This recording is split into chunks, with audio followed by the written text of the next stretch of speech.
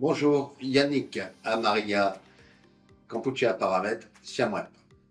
Nous vous proposons à partir d'aujourd'hui un blog pour vous aider, pour vous conseiller face à divers problèmes de santé. On va essayer de faire ça toutes les semaines sur un sujet différent à chaque fois, de façon à ce que vous puissiez connaître, savoir comment agir face à un problème de santé. Le sujet de ce jour est l'HTA. Alors, HTA, quel est ce nom barbare? C'est l'hypertension artérielle. C'est une augmentation de la pression artérielle. Le sang circule dans le corps. La normale, on a 2 chiffres dans cette pression. Donc, le premier chiffre, on appelle la tension systolique, et le deuxième chiffre qui est la tension diastolique. C'est la pression à laquelle le premier chiffre correspond à la pression au moment où on a le premier contraction du cœur, et le deuxième chiffre correspond à deuxième temps de la contraction du cœur. Voilà. Les chiffres habituels sont de 12 pour le premier, de 8 pour le deuxième. Donc quand on dit qu'on a une tension de 12,8, on a une tension qui est normale. Quand le premier chiffre dépasse les 15, là on commence à parler d'une hypertension modérée. Quand on est au-dessus de 18, là on commence à être sur des tensions qui sont sévères. Le deuxième chiffre a aussi son importance. Donc le chiffre diastolique, qui normalement on doit le trouver en dessous des 10, 9,5, 10. Quand il commence à dépasser les 10, là aussi on peut parler d'une hypertension.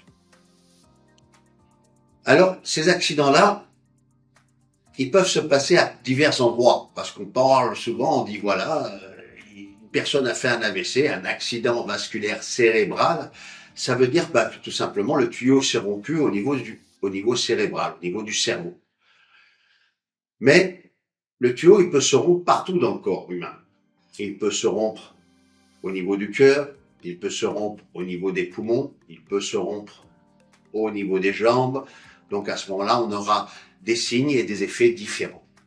C'est pareil, quand le dépôt va se décoller suite à la pression, il peut venir boucher une artère ou une veine à un endroit autre que cérébral, pareil au niveau pulmonaire, au niveau cardiaque, au niveau des jambes, au niveau du foie, partout dans le corps humain. Donc ce type d'accident peut se situer n'importe où dans le corps humain. Alors effectivement, on parle beaucoup de l'AVC ou de l'AIT, parce que c'est la première chose qui nous vient à l'esprit, et c'est celui pour lequel on a le plus de séquelles, le plus de signes, c'est pour ça que c'est celui qui est le plus connu. Mais il est important de savoir que l'HTA peut avoir une répercussion ou un effet sur l'ensemble du corps humain. Alors maintenant, je vais vous parler un petit peu de 2 types d'accidents, parce que c'est un accident, c'est pas une maladie. La maladie, c'est l'hypertension, d'accord, qui peut découler à un accident. Donc l'accident vasculaire cérébral ou l'accident transitoire. Donc, je vais faire un petit schéma pour vous expliquer ce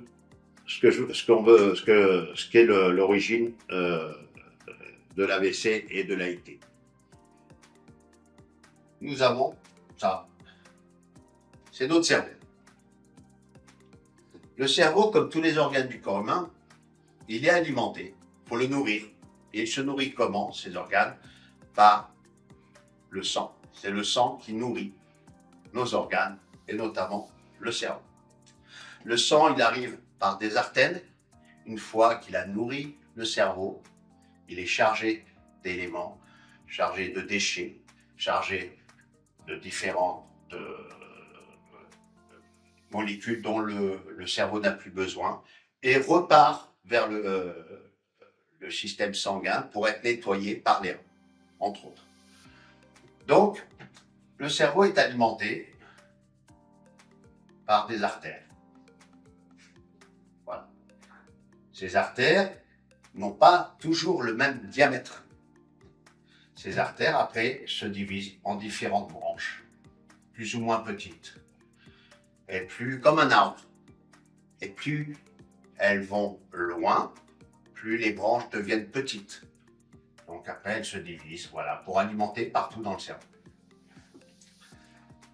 Donc, on se retrouve là, ici, avec une veine ou une artère qui va en diminution. Il va diminuer. La pression, le sang arrive, et du fait de cette hypertension, le sang va décoller sur le bord des parois des artères. Il va y avoir des dépôts qui ont été mis en place et qui sont venus se déposer avec le temps. Avec le temps. Donc la pression augmente et cette pression va décoller ces déchets. Et ces déchets vont venir à rentrer dans la circulation sanguine. Ils vont voyager avec la pression. Et arrivé à un moment, le tuyau va devenir trop étroit. Le déchet ne peut plus circuler. Et il va venir boucher cette artère. Tout ce qu'il y aura au-dessus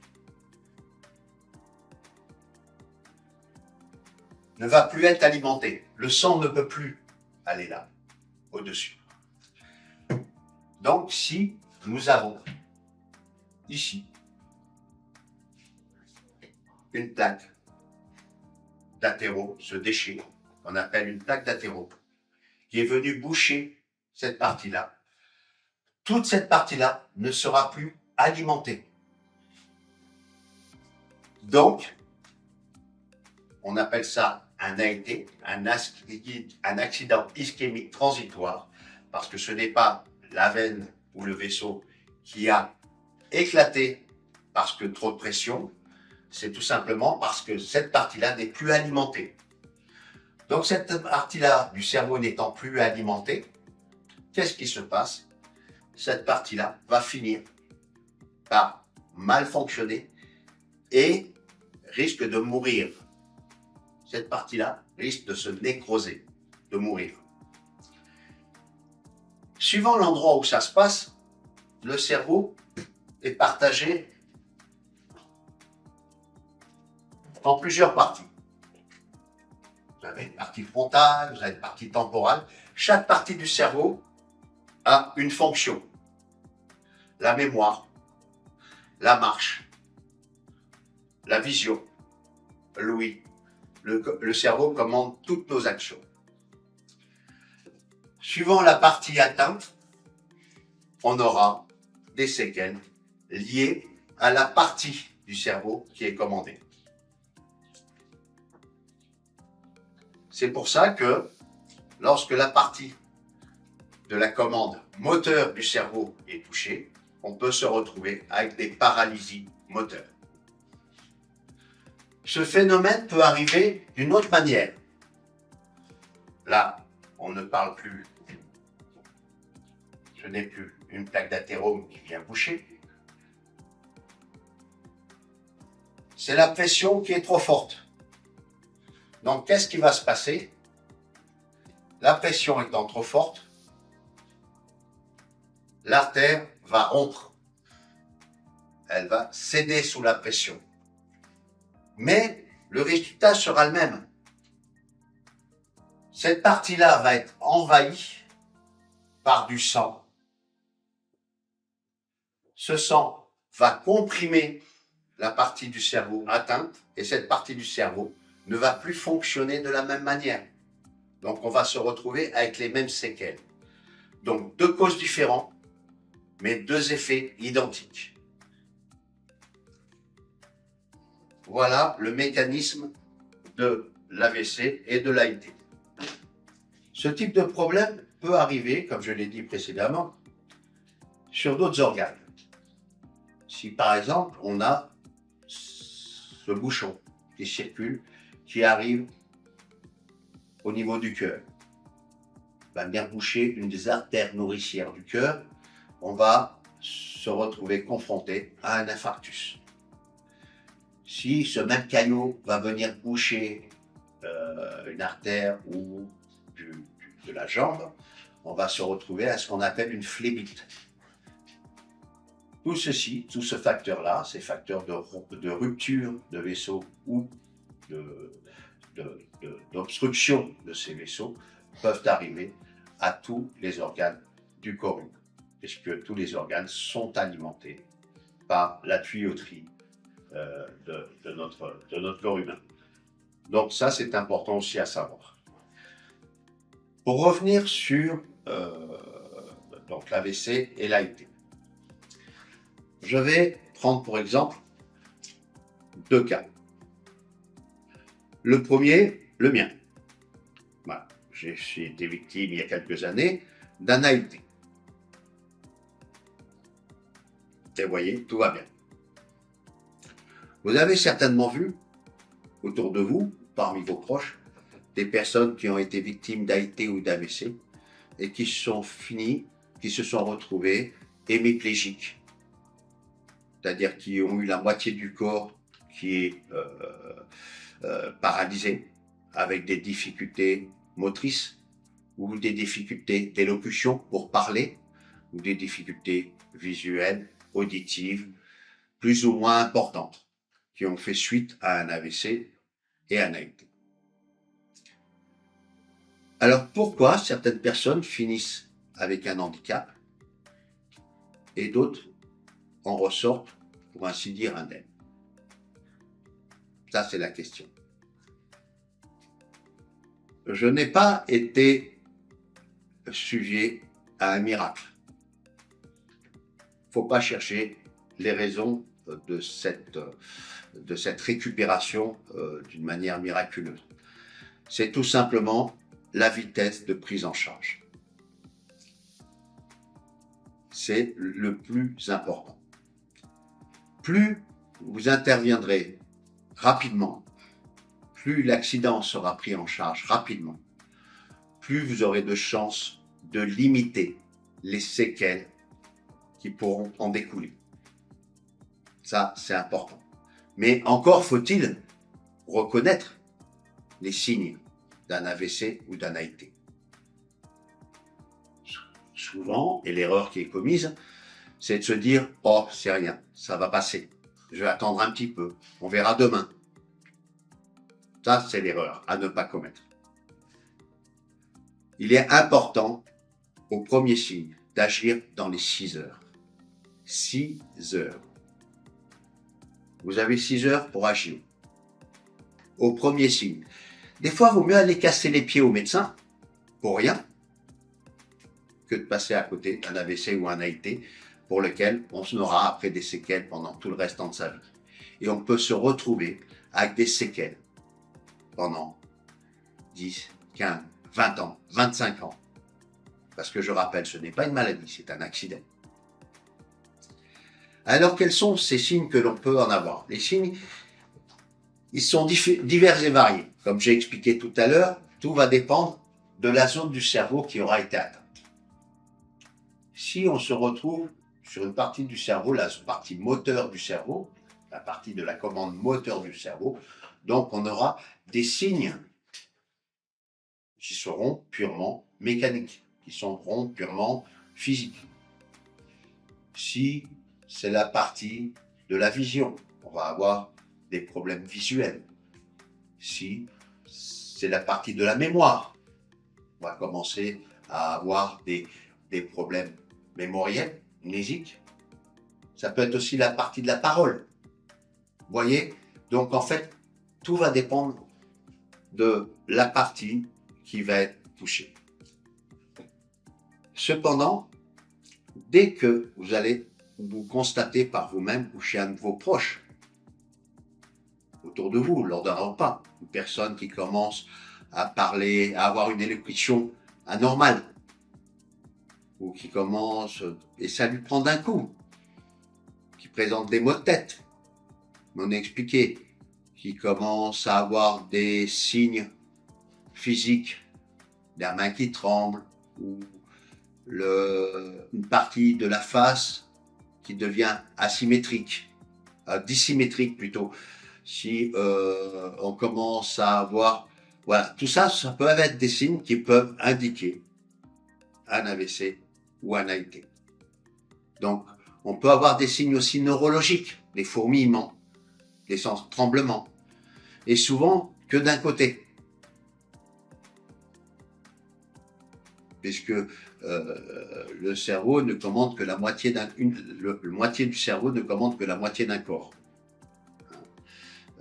Juste pour la petite information, la partie du cerveau gauche commande la partie droite du corps.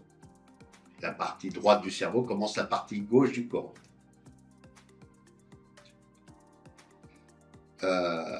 Sauf cas particulier au niveau du visage. Puisque le croisement, ce qu'on appelle le croisement qui se fait, ne concerne pas toutes les parties du visage. Bon, ça c'est juste pour la petite histoire, l'information. Bon. Ceci dit, au moins petit signal que vous allez pouvoir ressentir anormal, il est important que vous alliez voir votre médecin.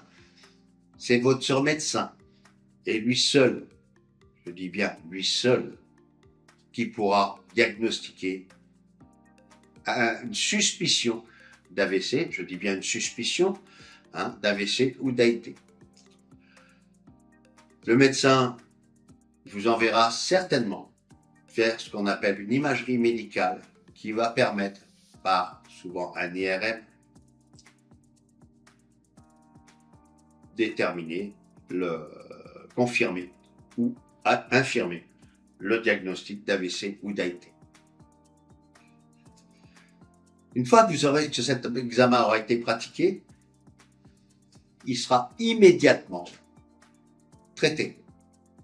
C'est-à-dire que soit on enverra dans votre système sanguin un produit qui va permettre de dissoudre ce caillou et cette plaque d'athérome de façon à rétablir la circulation sanguine. Ou soit vous injectez des produits qui vont permettre à votre sang d'arrêter, de ralentir le saignement provoqué au niveau cérébral et pouvoir évacuer le sang qui a déjà été déversé sur la zone, de façon à empêcher ce sang de comprimer la partie du cerveau qui est atteinte. Voilà. Donc des traitements, il y en a, mais il est urgent d'agir rapidement. Plus les actions entreprises seront précoces, tôt, moins les séquelles seront importantes. Pour en revenir à mon exemple personnel, j'ai ressenti simplement des sensations de fourmillement, de picotement au bout des doigts. Une sensation de mal-être. Rien d'autre. Mais ce qui m'a fait agir, c'est le fait que ces fourmillements, je ne les avais que d'un côté. Je ne les avais pas de l'autre. Ces fourmillements sont arrivés d'un coup. Je me suis dirigé tout de suite vers les urgences, IRM, IRM, qui a effectivement vu à l'image un caillot, une plaque d'athérome, qui s'était fixée sur une partie de mon cerveau qui commande la mémoire et sur la partie motrice de mon cerveau, qui fait que j'avais cette sensation de fourmillement au bout des doigts. Ils m'ont tout de suite injecté un produit pour dissoudre ce caillot. Cela s'est fait entre le moment où j'ai eu ces premières sensations et l'injection de ce produit, il y a eu 2 heures et demie. J'ai un traitement contre la tension que je prends tous les jours et depuis, tout va bien. Voilà. Tout ça pour vous dire qu'il est important d'être suivi régulièrement, déjà, par un médecin. Ça, c'est important. Le médecin, quand vous irez le voir, il prendra votre tension, il fera divers examens et déterminera si tout va bien. Vaut mieux aller voir le médecin et qu'il vous dise tout va bien que d'aller voir le médecin quand souvent c'est trop tard. Ça, c'est un choix mais je vous le conseille. Ça coûte moins cher de payer une consultation pour rien que d'après suivant un traitement parce que un traitement pour une maladie ou un problème qu'on aurait pu éviter. Voilà. Ça, c'est important de savoir. L'AIT ou l'AVC, je rappelle, donc, l'accident ischémique transitoire ou l'accident vasculaire cérébral sont des conséquences, sont des accidents, ce sont des conséquences de l'hypertension artérielle. Je rappelle que l'hypertension artérielle, qui est le sujet du jour, est également une pathologie, si on peut employer le terme de pathologie, un dérèglement qui peut être traité ou qui peut être évité avec des règles de vie qui sont correctes, sans être non plus très dures à suivre. On peut prévoir, on peut prévenir l'hypertension artérielle. D'abord, le sel. On va parler du sel. Et surtout au Cambodge. Au Cambodge, les repas sont très salés, avec l'ajout des sauces type soja, nyokman, raok et autres. Ce sont des sauces qui sont très très salées et sans s'en rendre compte, on a pris l'habitude au Cambodge de se nourrir avec des plats très salés. Alors le sel est indispensable pour le corps humain, c'est clair, mais trop de sel peut entraîner une hypertension artérielle. Donc faites attention à votre consommation de sel. Ensuite, et là je vais être un petit peu, donneur de leçons, la cigarette, évitez la cigarette. La cigarette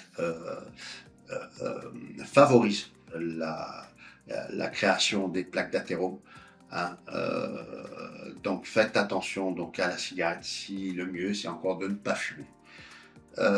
Ensuite, la nourriture. Toutes les nourritures à base de graisse animale aussi favorisent ce qu'on appelle le cholestérol. Le cholestérol étant, on va parler simple, c'est plus complexe que ça, mais favorise l'apparition de graisse dans le sang et ces graisses vont favoriser la création de ces plaques d'athérome. Vous savez, c'est ces petits bouchons dépôts, déchets qui risquent de venir boucher vos artères au moment où, lors d'une hypertension, elles vont se décoller et vont venir boucher en amont votre système circulatoire. Donc attention aux graisses animales.